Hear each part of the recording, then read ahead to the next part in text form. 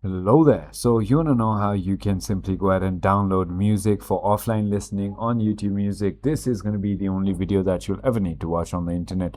So with that being said, let's just get straight into the video.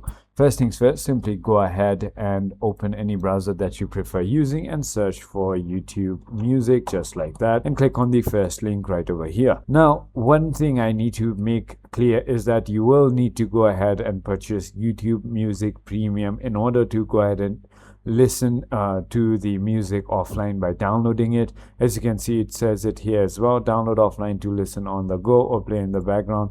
This can be done only if you have the premium, and once you have the premium, all you need to do is just go to YouTube Music, whatever music that you like. So for example, let me just go to home, and let's say I like one of these songs, right? So Lose Control. So what I can do is click on this triple dot icon, and there's going to be a download button right here if I had the premium. So that is about it. I hope this video was helpful to you. If it was, hit that like button, and I'll see you on the next one.